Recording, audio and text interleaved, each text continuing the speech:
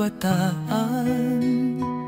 Matikas ang kanyang pangangatawan, maraming trabaho ang kanyang napasukan upang makatulong sa kanyang magulang. Halos gawin niyang umaga ang gabi, kapalit ng karampot na kita sa pag-uwi. At sa hirap ng buhay, hindi na siya nakapag-aral, sapagkat mas mahalaga sa kanya ang kanilang ikabubuhay.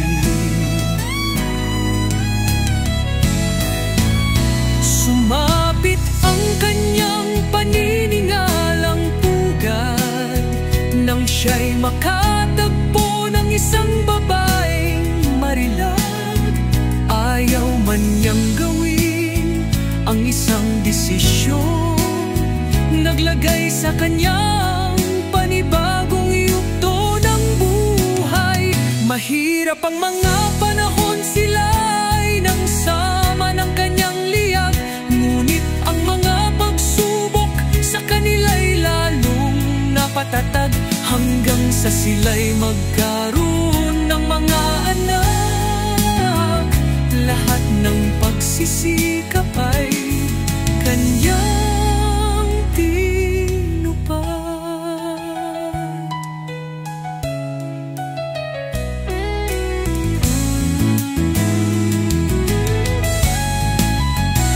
Dumating ang unos sa kanyang buhay, nang ang aming butihing inay pumanaw.